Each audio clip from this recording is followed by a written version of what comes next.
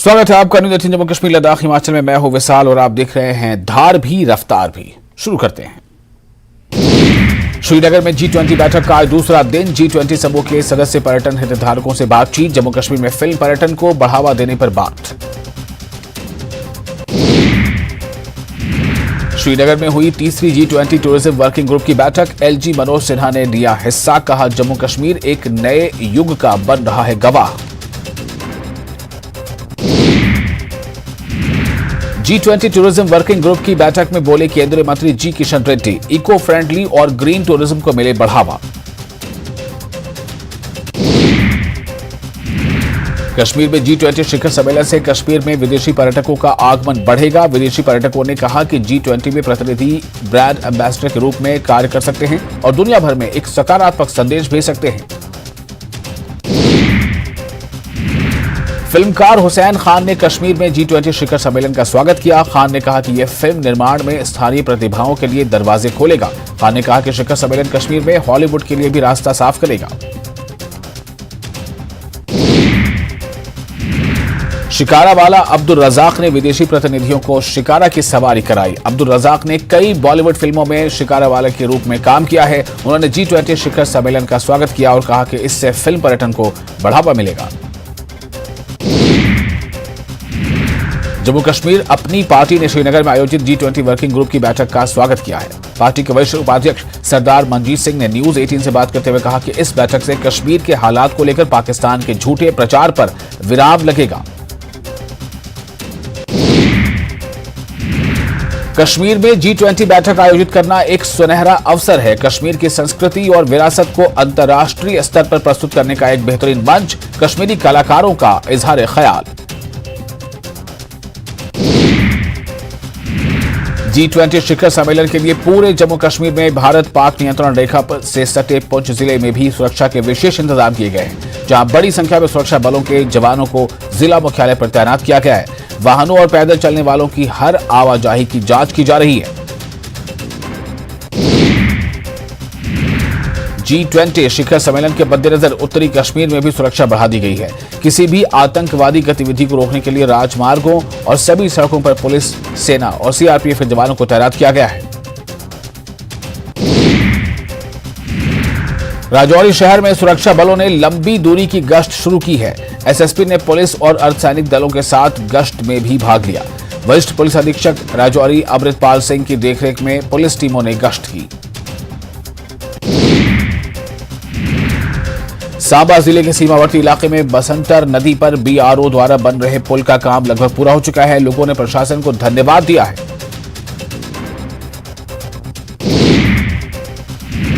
मेंढर में 4 दिवसीय अंतर विद्यालय प्रतियोगिता में कई विद्यालयों के छात्र छात्राएं भाग ले रहे हैं।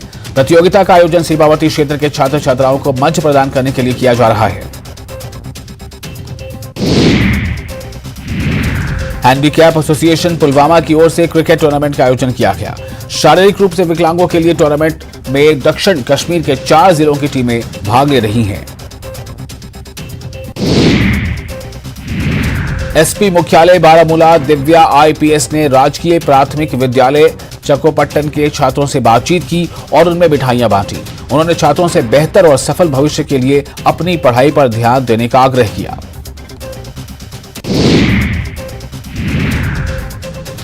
शोपियां में उपायुक्त की अध्यक्षता में हुई जिला स्तरीय टास्क फोर्स कमेटी की अहम बैठक।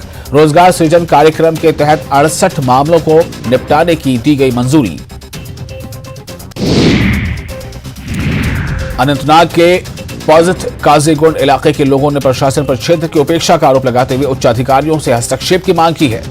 लोगों का कहना है कि पिछले साल पंजाट को भले ही पर्यटन गांव की श्रेणी में लाया गया था, लेकिन इसके बावजूद यहां विकास कार्यों की गति धीमी नजर आ रही है।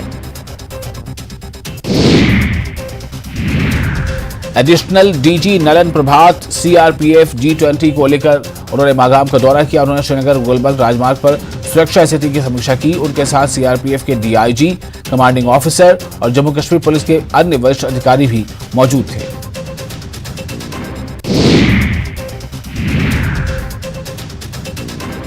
अनंतनाग और कुलगाम विभाग की ओर से DFO G20 सम्मेलन के संबंध में पर्यावरण संरक्षण सुनिश्चित करने और दैनिक जीवन में पर्यावरण के नकारात्मक प्रभाव को कम करने के लिए मिशन लाइफ के तहत 1 महीने का कार्यक्रम चल रहा है। दोनों जिलों में जागरूकता अभियान चलाया जा रहा है। और इस वक्त एक बड़ी खबर, कश्मीर में G20 की कामयाब बैठक। कश्मीर में G20 की कामयाब बैठक, बौखलाया पाक। विदेश मंत्रालय POK में भारत के खिलाफ जहर उगला जा रहा है। जी हां, बैठक की कामयाबी से जो विदेश मंत्री वो बिखरे नजर आ रहे हैं। पाकिस्तान काफी बेचैन नजर आ रहा है, खुद को जम्मू कश्मीर का विदेश मंत्री बताए। और अंतर्राष्ट्रीय स्तर पर अलग थलग पड़ा पाक।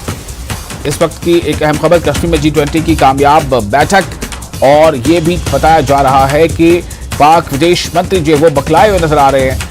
एक पाक अधिकृत कश्मीर में जाकर भारत के खिलाफ जहर उगला जा रहा है। बैठक की कामयाबी से बिफरे G20 की बैठक पर उठाए सवाल, खुद को जम्मू कश्मीर का विदेश मंत्री करार दिया। अंतर्राष्ट्रीय स्तर पर अलग थलग होने से बिफरे पाक विदेश मंत्री। इस वक्त की ये अहम खबर आपको दे रहे हैं कि अंतर्राष्ट्रीय स्तर पर पाक जो है वो काफी अलग थलग नजर आ रहा है। और वजह है G20 पर पाकिस्तान का स्टैंड। G20 को लेकर जिस तरह से कामयाबी के साथ G20 की तमाम बैठकें हो रही हैं, कश्मीर में G20 की कामयाब बैठक से पाकिस्तान जो है बौखलाया हुआ नजर आ रहा है। और पाक विदेश मंत्री वो भी काफी बेचैन नजर आ रहे हैं। पाक अधिकृत कश्मीर में जाकर भारत के खिलाफ जहर उगलने की वहां पर कोशिश हुई है। बैठक की कामयाबी से बिफरे G20 की बैठक पर उठाए सवाल और खुद को जम्मू कश्मीर का विदेश मंत्री करार दिया। अंतर्राष्ट्रीय स्तर पर अलग थलग होने से पाक की जो ये स्थिति है वो सामने समझी जा सकती है, देखी जा सकती है। और ये भी समझा जा रहा है कि अंतर्राष्ट्रीय स्तर पर अलग थलग होने से बिफर चुके हैं पाक के विदेश मंत्री।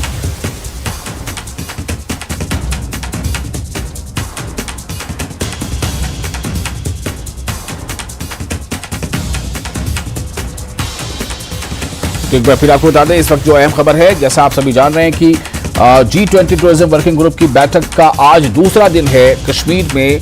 लेकिन कश्मीर में चूंकि पाकिस्तान का लगातार ये कहना रहा है कि पाकिस्तान वो ये कहता है कि क्योंकि कश्मीर एक डिस्प्यूटेड जगह है, इसके ऐसे में G20 ऐसा कार्यक्रम वहां आयोजित किया जाना ठीक नहीं है। ये पाकिस्तान का स्टैंड है।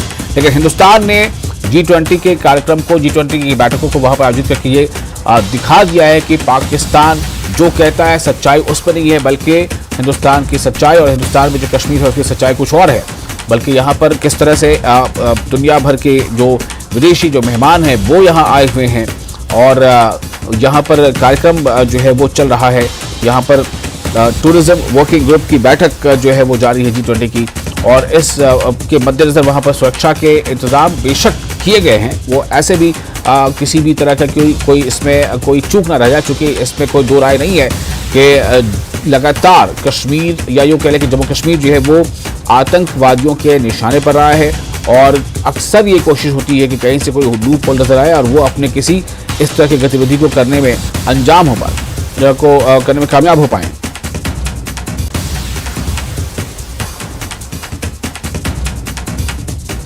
और शैलेंद्र हमारे से जुड़ चुके हैं ज्यादा जानकारी के साथ। शैलेंद्र, एक तरफ तो G20 जो वर्किंग ग्रुप है उसकी बैठक का दूसरा दिन है, वहीं दूसरी तरफ खबरें इस तरह की आ रही हैं कि जो पाक विदेश मंत्री है वो उनकी स्थिति क्या है, वो कुछ बौखलाए से नजर आ रहे हैं।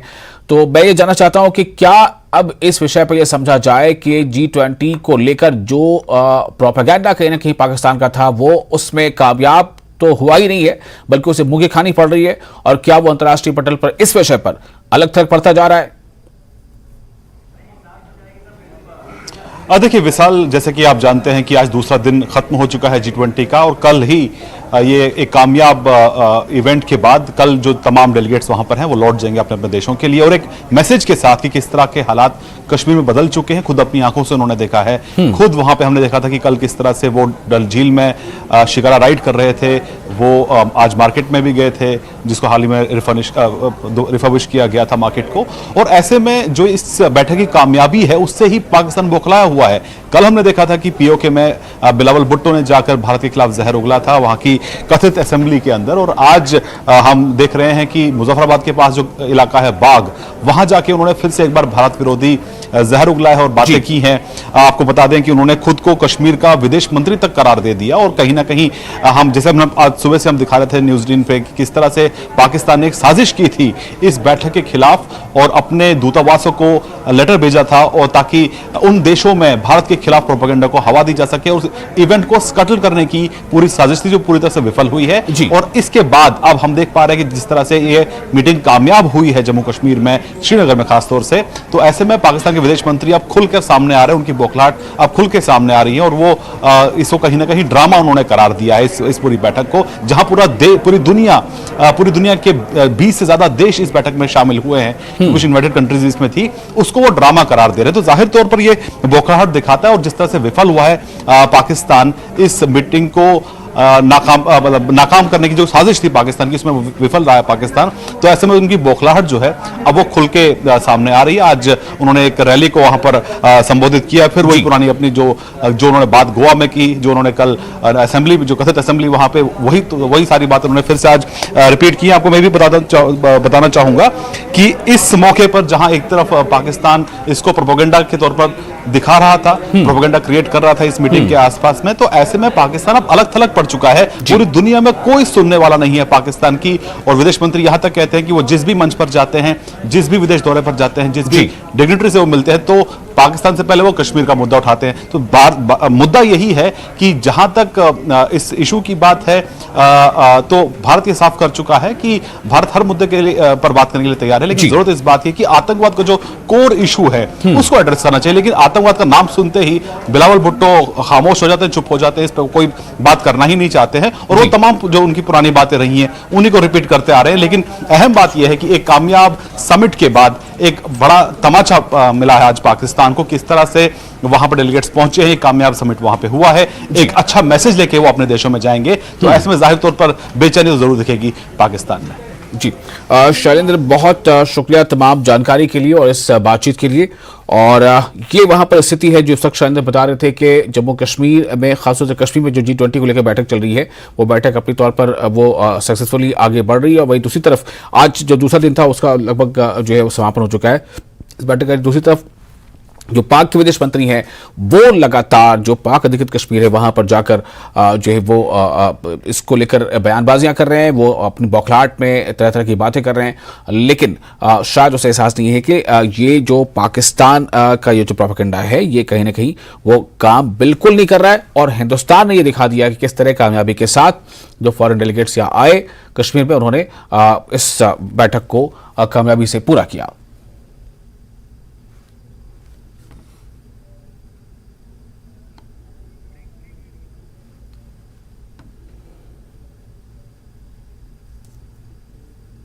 और फिलहाल एक ब्रेक लेते हैं, ब्रेक के बाद खबरों का सिलसिला जारी रहेगा।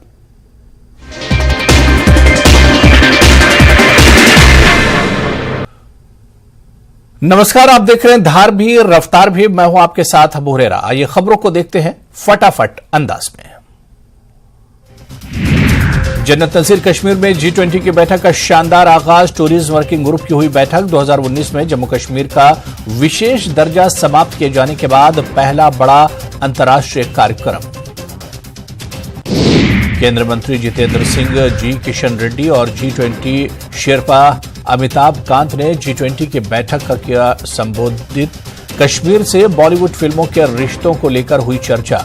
अमिताभ कांत ने कहा कि कश्मीर में 370 फिल्मों और OTT की शूटिंग के लिए लिया गया है परमिशन।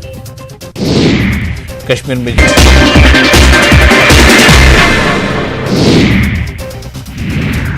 9 दिवसीय दौरे पर कांगड़ा पहुंचे सीएम सुक्खू। कांगड़ा एयरपोर्ट पर हुआ शानदार स्वागत। न्यूज 18 से बातचीत में बोले, कांगड़ा को पर्यटन की राजधानी के तौर पर किया जाएगा विकसित।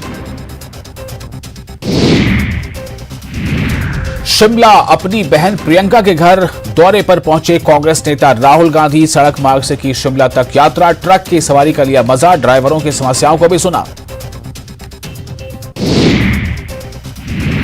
बिलासपुर भाजपा कार्य समिति की बैठक। केंद्रीय मंत्री अनुराग ठाकुर नहीं हुए शामिल। प्रदेश अध्यक्ष राजीव बिंदल और संगठन महामंत्री सिद्धार्थन ने ली बैठक। महाजनसंपर्क अभियान और आगामी चुनाव को लेकर तैयारियों पर चर्चा।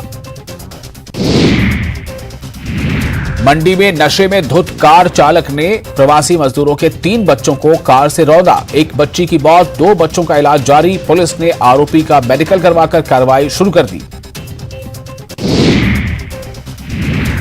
शिमला में रोहडू चेणवा गांव सड़क मार्ग पर बड़ा कार हादसा। बेकाबू कार पबर नदी में गिरी। कार सवार 3 युवकों की मौत, 2 युवक गंभीर रूप से घायल।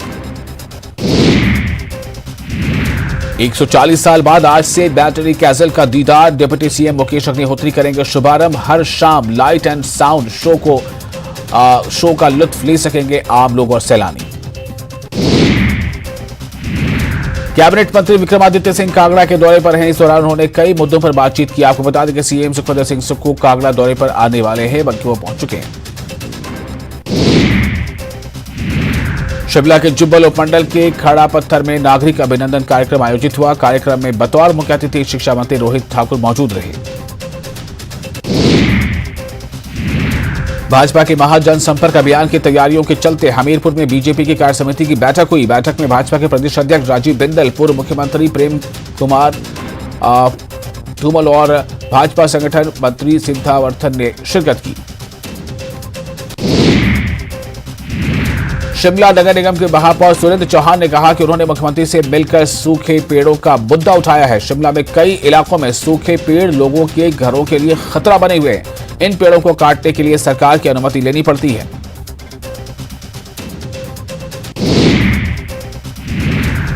पीडब्ल्यूडी मिनिस्टर विक्रमादित्य सिंह ज्वालामुखी पहुंचे, जहां उन्होंने ज्वालामुखी के विधायक संजय रत्न से मुलाकात की और विक्रमादित्य और विकासात्मक गतिविधियों पर विक्रमादित्य सिंह ने उनके साथ चर्चा की।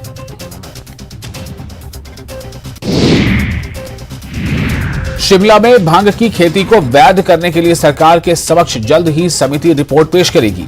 इसके लिए सरकार की ओर से गठित टीम मध्य प्रदेश के ग्वालियर के दौरे पर है।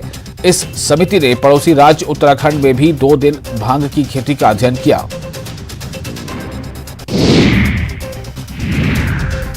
हमीरपुर में भाजपा प्रदेश अध्यक्ष डॉक्टर राजीव बिंदल ने प्रदेश सरकार पर गारंटियों को लेकर तीखा हमला बोला है। डॉक्टर बिंदल ने कहा कि 22.5 लाख महिलाओं को 1500 यानी 1500 रुपए के नाम पर छला गया है और केवल मात्र 15,000 महिलाओं को 1500 रुपए देकर गारंटी पूरी करने की बात कही जा रही है।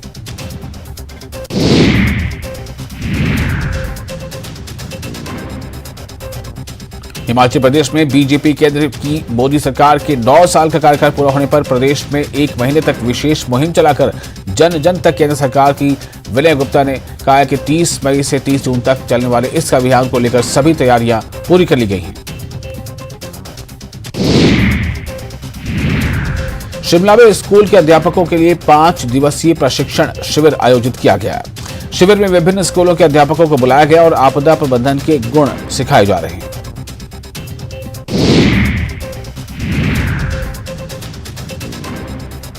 सोलन में सवर्ण संगठन की ओर से महाराणा प्रताप की जयंती के मौके पर भंडारे का आयोजन ओल्ड बस स्टैंड पर किया गया।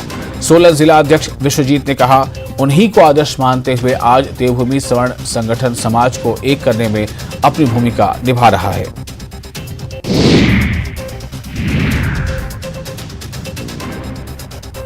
सोलन नगर निगम विकास को लेकर निरंतर कार्य कर रही है और लेकिन धरातल स्तर पर कहीं कार्य नजर नहीं आ रहा है और शहर में हर जगह नालियां टूटी हुई दिखाई दे रही हैं और विकास सिर्फ नाम मात्र दिखाई दे रही है।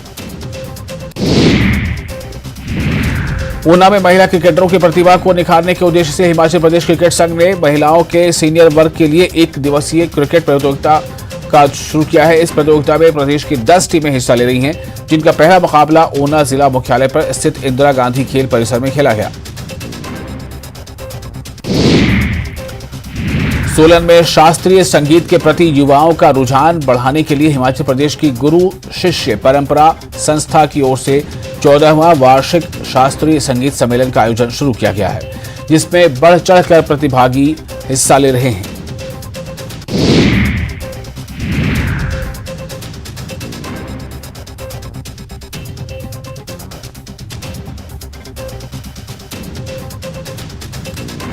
केंद्र सरकार के युवा संगम कार्यक्रम के तहत गोवा राज्य के 45 स्टूडेंट्स इन दिनों हिमाचल प्रदेश के भ्रमण पर आए हुए हैं। इनके भ्रमण का सारा दायित्व IIT बंडी को सौंपा गया है।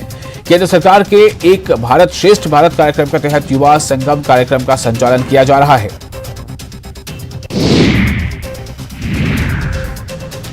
देश की आर्थिक स्थिति, वर्तमान राजनीतिक परिदृश्य को दर्शाने के लिए एक शॉर्ट फिल्म प्रयोग का निर्माण किया जा रहा है। सोलन में प्रेस वार्ता के दौरान छत्तीसगढ़ से आए कलाकार आनंद कुमार गुप्ता ने बताया कि उनकी ओर से शॉर्ट फिल्म प्रयोग का निर्माण किया जा रहा है, जिसमें अभी तक वो छत्तीसगढ़, बनारस, हरिद्वार, ऋषिकेश और अब हिमाचल प्रदेश के सोलन में शॉर्ट फिल्म के कुछ अंश दर्शाने वाले हैं। ऊना में इंदिरा गांधी खेल परिसर में हॉकी राष्ट्रीय प्रतियोगिता के लिए प्रदेश की महिला और पुरुष वर्ग की जूनियर हॉकी टीमों के गठन को लेकर ट्रायल का आयोजन किया गया। मंडी के सेरी मंच पर सप्ताह में 2 दिन सजने वाली ग्रामीण हाट स्वयं सहायता समूहों के साथ जुड़ी महिलाओं की आर्थिक स्थिति को मजबूत करने में मददगार साबित हो रही है। हर सप्ताह शुक्रवार और शनिवार को सेरी मंच पर यह ग्रामीण हाट सजती है।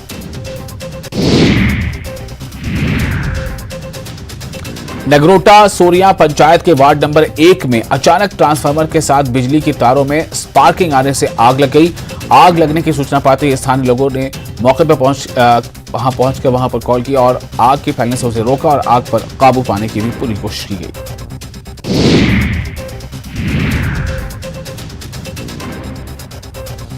मनाली में बढ़ती सैलानियों और पर्यटक वाहनों की संख्या को देखते हुए पुलिस ने कुछ स्थानों को नो पार्किंग जोन घोषित कर दिया है, ताकि मनाली में यातायात व्यवस्था सुचारू रहे।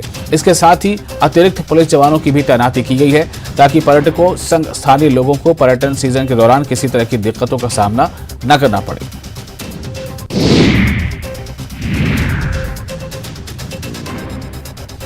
पालमपुर में शहीद सौरभ कालिया की स्मृति में बना सौरभ वन विहार अपनी खूबसूरती के साथ पर्यटकों को खूब रिझा रहा है। हालांकि एक वक्त था जब सौरभ वन विहार की कृत्रिम झील बाढ़ की चपेट में आने से पूरी तरह से दलदल से भर गई थी।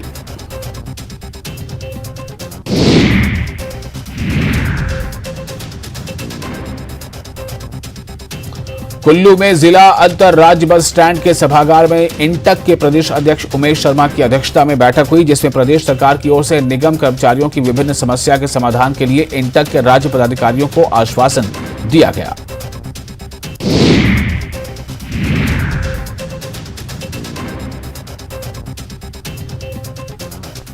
देहरा में संगठनात्मक जिला कार्य समिति की बैठक में बीजेपी के हिमाचल प्रभारी अविनाश राय खन्ना शामिल हुए।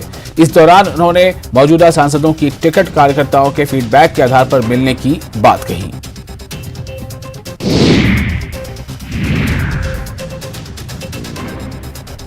ऑस्ट्रेलिया में पीएम मोदी सिडनी स्टेडियम में प्रवासी भारतीयों को उन्होंने किया संबोधित। ऑस्ट्रेलिया के प्रधानमंत्री अल्बनीज भी कार्यक्रम में रहे मौजूद।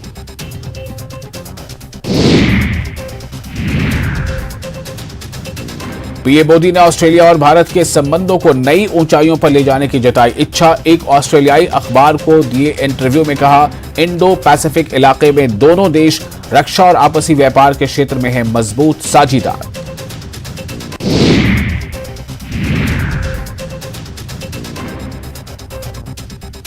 देश भर में आज से बैंकों में 2000 के नोटों को बदलने की प्रक्रिया शुरू। एक दिन में सिर्फ 10 नोट यानी 20,000 रुपए ही बदले जा सकेंगे।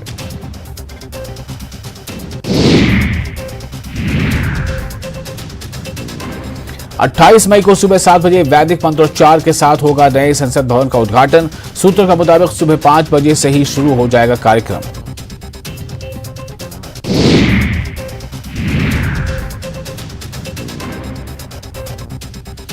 श्रीनगर में G20 की बैठक से पाकिस्तान पर केंद्रीय मंत्री जितेंद्र सिंह का बड़ा हमला। बोले, पहले हर आयोजन से पहले पाकिस्तान के इशारे पर होती थी हड़ताल, अब बदल गया है माहौल।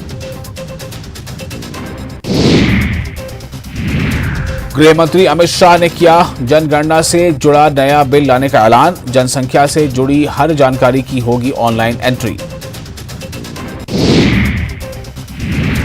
उमेश पाल हत्याकांड में फरार शाइस्ता पर बड़े एक्शन की तैयारी। सूत्रों के हवाले से खबर, अतीक गैंग की सरगना बनाई जाएगी शाइस्ता, अवैध संपत्ति भी होगी कुर्क। मुख्यमंत्री अशोक गहलोत ने आरक्षण को लेकर बड़ा बयान दिया है। मुख्यमंत्री ने कहा कि उन्हीं के द्वारा पहले आरक्षण की सीमा ओबीसी, एससी और एसटी के लिए बढ़ाई गई थी और एक बार फिर उन्हीं के द्वारा इसकी बढ़ोतरी भी की जाएगी। कांग्रेस का मिशन राजस्थान 26 और 27 मई को दिल्ली में कांग्रेस की होगी बैठक। सुखजिंदर रंधावा, गोविंद सिंह डोटासरा बैठक में होंगे शामिल। सचिन पायलट को भी बैठक में बुलाया गया। भ्रष्टाचार के लेकर बीजेपी का कांग्रेस पर हमला। सीपी जोशी के बयान, 7 जून को प्रदेश भर में बीजेपी करेगी प्रदर्शन। योजना भवन में मिले कैश और गोल्ड पर भी उठाए गए सवाल। योजना भवन में कैश और गोल्ड मिलने का मामला, निलंबित ज्वाइंट डायरेक्टर वेद प्रकाश यादव की आज होगी कोर्ट में पेशी। कल पूछताछ में उगले कई राज।